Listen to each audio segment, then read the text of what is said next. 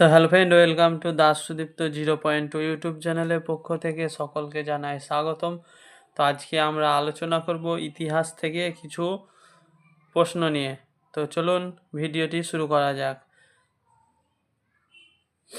আজকের প্রথম প্রশ্ন, আর্যদের আদি বাসভূমি কোথায় ছিল?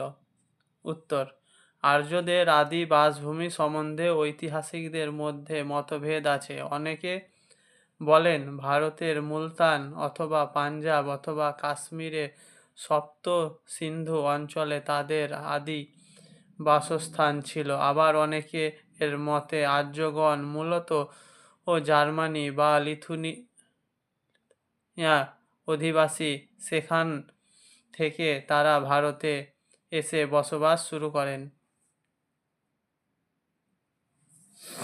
2.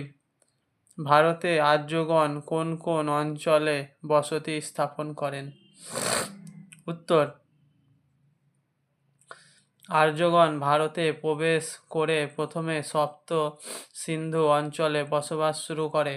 পরবর্তীকালে ধীরে ধীরে উত্তরের হিমালয়, দক্ষিণে বিন্ধ্য পর্বত, পশ্চিমে আরব সাগর এবং পূর্বে বঙ্গোপসাগর পর্যন্ত অঞ্চলে বসতি বিস্তার করে। 3. আর্যদের প্রাচীনতম গ্রন্থের নাম কি? এটি কয় ভাগে বিভক্ত? আর্যদের তথা ভারতের প্রাচীনতম গ্রন্থের নাম বেদ।